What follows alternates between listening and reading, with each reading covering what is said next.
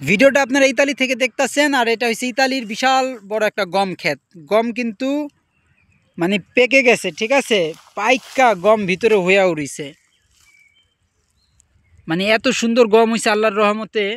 এই যে আমি আপনাদের গম দেখাই, এগুলো আবার এই যে দেখতেছেন গম, এই যে দেখেন, এই যে দেখেন,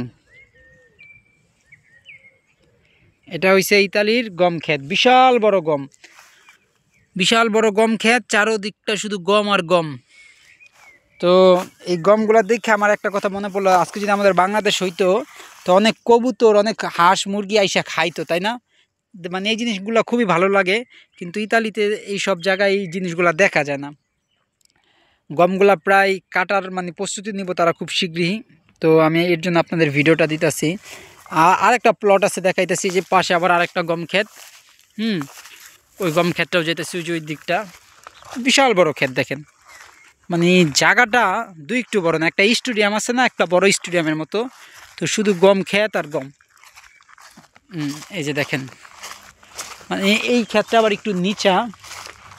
মাশাল্লাহ, আসলে রোদের জন্য যাইতে মন চাইতেছে না ভিডিও করার ইয়ার জন্য। চারোদিকটা দেখেন।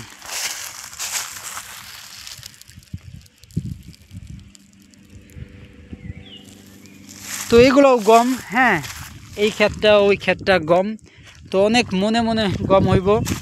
এই ইতালির সব থেকে মানে বেশি যেই জিনিসটা, মানে মাটি আল্লাহর রহমত অনেক ভালো ইতালির। যা লাগায়, এই ঘাস কদিন পর পর সাফ করে কিন্তু ঘাস হয়ে যায়, যাই লাগায় মানে মানে এত সুন্দরভাবে ফলন হয় যা বলার বাইরে। তো এইটা হচ্ছে ইতালির গম ক্ষেত।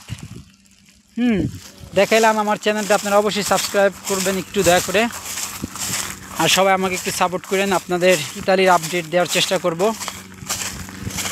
এই আর কি। তো সবাই সুস্থ থাকেন, ভালো থাকেন। আজকে এই পর্যন্তই। আল্লাহ হাফেজ।